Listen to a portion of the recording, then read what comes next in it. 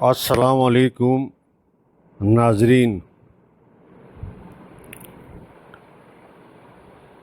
یہ آڈیو تاریخ سے متعلق آگاہی پر بنائی گئی ہے۔ اس سے قبل تاریخ کے موضوع پہ ڈاکٹر مبارک علی کی کتاب تاریخ اور دانشور کی کچھ آڈیوز بنائی تھی اور دیگر ڈاکٹر مبارک علی کے مضامین کی آڈیو بنانے کا پروگرام بھی تھا، لیکن اندازہ یہ ہوا کہ عوام کو آگاہی کے لیے ضروری ہے کہ تاریخ کے متعلق آگاہی ایک سلسلے اور تسلسل کے ساتھ ہو۔ اس آڈیو میں کوشش کی جا رہی ہے کہ ایک تاریخ کو تسلسل کے حساب سے اس طرح بیان کیا جائے کہ عوام کو آگاہی ہو اور دلچسپی ہو کہ کس طرح سے تاریخ میں تبدیلی آتی گئی اور تاریخ کے اس کے اثرات قوموں پر، ملکوں پر، عوام پر کیا ہوئے۔ یہ آڈیو ڈاکٹر مبارک علی کی کتاب تہذیب کی کہانی سے ماخوذ ہے۔ اس کا عنوان ہے تاریخ کیا ہے۔ اس سے پہلے کہ ہم قدیم اور جدید پتھر کے زمانے کے بارے میں بتائیں، ضرورت اس بات کی ہے کہ پہلے یہ سمجھا جائے کہ تاریخ کیا ہے، یہ کس طرح اور کیوں کر ہماری سمجھ اور علم میں اضافہ کرتی ہے۔ اس علم کے ذریعے ہی ہم تہذیب کی پیدائش اور اس کے پھیلاؤ سے واقف ہوں گے۔ اگر آپ سے یہ سوال کیا جائے کہ تاریخ کیا ہے، تو اس کا سیدھا سادہ اور آسان جواب یہ ہوگا کہ تاریخ گزرے ہوئے واقعات کا مجموعہ ہے۔ لیکن اس کے ساتھ ہی دوسرا سوال یہ ہوگا کہ کیا ماضی میں جو کچھ ہوا وہ تاریخ میں موجود ہے یا نہیں؟ اس کا جواب یہ ہوگا کہ تاریخ میں وہی واقعات درج ہوتے ہیں جن کی اہمیت ہوتی ہے، یعنی جن واقعات کا اثر سیاست، ہمارے رہن سہن، ثقافت اور ہماری مالی حالت پر ہوتا ہے۔ اس جواب سے یہ سوال ابھرتا ہے کہ آخر یہ فیصلہ کون کرتا ہے کہ کون سے واقعات اہم ہیں اور کون سے غیر اہم؟ ظاہر ہے اس کا جواب ہوگا کہ یہ کام مورخ کا، یعنی تاریخ لکھنے والے کا ہے۔ وہ فیصلہ کرتا ہے کہ واقعات کی اہمیت کو جانچے اور پھر تاریخ کا حصہ بنائے۔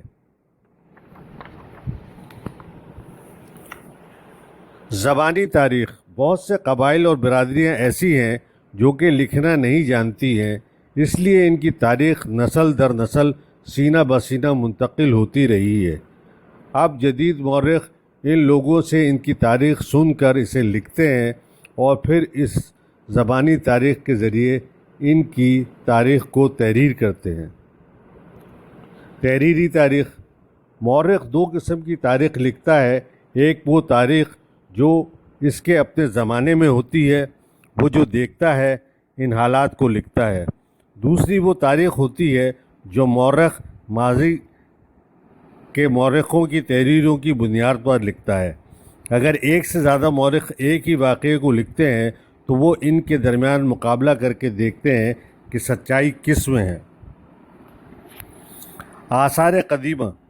جب ہم آثار قدیمہ کا ذکر کرتے ہیں تو یہ دو قسم کے ہوتے ہیں، ایک وہ قدیم آثار کے جن کو کھدائی کرنے کے بعد دریافت کیا گیا ہو، جیسے بلوچستان میں مہر گڑھ اور پنجاب و سندھ میں ہڑپا و موہنجو ڈارو کے آثار۔ دوسری وہ عمارات ہیں جو صحیح سالم ساخت میں موجود ہیں، جیسے قلعے، محلات، مسجدیں، حمام اور سرائے وغیرہ۔ ان آثار قدیمہ سے ماضی کے بارے میں اہم معلومات ملتی ہیں۔ پرانے سکے۔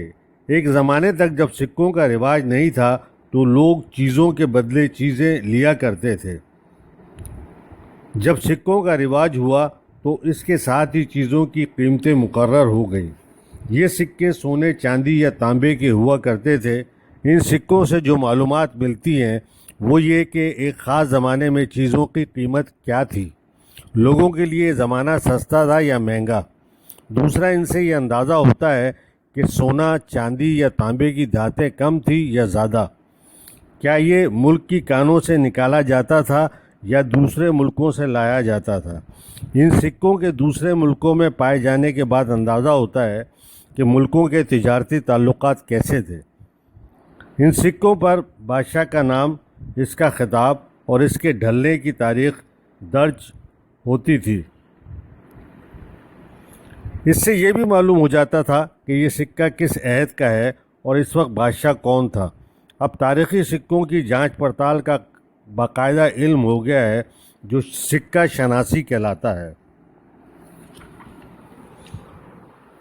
خطبات، ماضی میں یہ رواج تھا، اب جدید دور میں بھی اس رواج کو جاری رکھا گیا ہے۔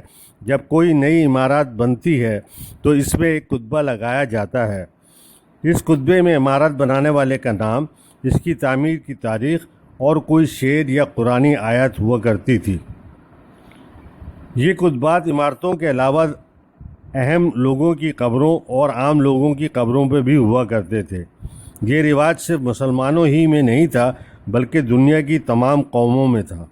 لہٰذا ان خطبات سے عمارتوں، مقبروں اور شاہراہوں کی تعمیر کے بارے میں اہم معلومات ملتی تھی۔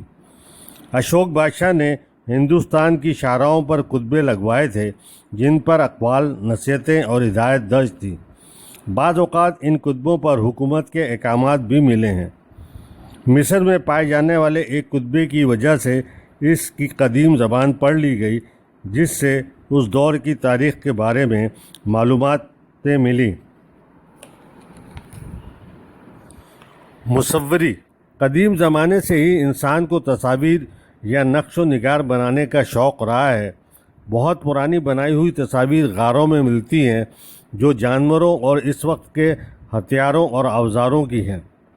آگے چل کر بادشاہوں اور امیروں نے اپنے ہاں مصوروں کو ملازم رکھا جنہوں نے ان تصاویر کو پینٹ کیا۔ اس وقت ہمارے پاس اس قسم کی مصوری کے بہت سے نمونے ہیں۔ مصوری کے ساتھ ساتھ نقش و نگار اور کتابت بھی فن کا اہم حصہ رہے ہیں۔ مجسمہ سازی، مجسمہ سازی بھی تاریخ کا ایک اہم ماخذ ہے۔ ہندوستان کی قدیم تاریخ کے لیے یہ مجسمے جو مندروں اور محلات کی دیواروں پر ہیں یا علیحدہ سے ہیں، اس عہد کے بارے میں معلومات فراہم کرتے ہیں۔ جیسے ٹیکسلا میں گوتم بدھ کی پوری زندگی کو دیواروں پر تراشے ہوئے مجسموں کے ذریعے بیان کیا گیا ہے۔ یہ مجسمے اب لاہور کے میوزیم میں ہیں۔ ادب، ہر دور میں شاعر، ادیب اور لکھاری ادب تخلیق کرتے ہیں جو ان کے اپنے زمانوں کی عکاسی کرتا ہے۔ مورخ اس ادب سے اس عہد کے بارے میں معلومات اکٹھی کرتا ہے۔ لوک داستانیں بھی تاریخ لکھنے میں مدد دیتی ہیں۔ ان کے ذریعے اس عہد کے معاشرے کی ثقافتی زندگی سامنے آتی ہے۔ شاعر اور ادیب اپنے فن پاروں میں وہ باتیں کر جاتے ہیں کہ جو ایک مورخ نہیں کہہ پاتا۔ اس لیے ادب اپنے عہد کا تنقیدی جائزہ لیتا ہے جو تاریخ لکھنے کے لیے بہت ضروری ہو جاتا ہے۔ مثلاً بھگت کبیر کے دوہوں میں اپنے زمانے کی تاریخ ہے۔ یہ تاریخ بابا بلے شاہ، شاہ لطیف اور خوشحال خان خٹک اور رحمان بابا کی شاعری میں بھی ہے۔ ادب کے علاوہ لوگوں کے خطوط، ڈائریاں اور آپ بیتیاں بھی تاریخ کو لکھنے میں مدد دیتی ہیں، کیونکہ ان سے لوگوں کی ذاتی زندگی اور ان کے اپنے زمانے کے حالات اور اس زمانے کی سرگرمیوں کے بارے میں معلومات ملتی ہے۔ میوزیم، تاریخ کے بارے میں ہماری معلومات کا ایک ذریعہ میوزیم بھی ہے۔ میوزیم کی مختلف گیلریوں میں عہد وار تاریخی اشیاء کو رکھا جاتا ہے۔ اس سے معلوم چلتا ہے کہ انسان نے کن کن مراحل میں اور کن کن زمانوں میں کیسی ترقی کی۔ ان اشیاء میں کہ جن میں اوزار، ہتھیار، برتن، زیورات، کھلونے، لباس اور روزمرہ کی چیزیں شامل ہوتی ہیں، یہ انسانی تہذیب اور کلچر کے ارتقاء کی نشاندہی کرتی ہیں۔ میوزیم میں قدیم اور جدید تاریخ کی گیلریاں ہوتی ہیں۔ پاکستان میں یہ میوزیم لاہور پشاور، ٹیکسلا، حیدرآباد اور کراچی میں قائم ہیں۔ ضرورت اس بات کی ہے کہ میوزیم ہر شہر اور قصبے میں قائم ہوں تاکہ اس علاقے کی تاریخی اشیاء کو محفوظ رکھا جا سکے۔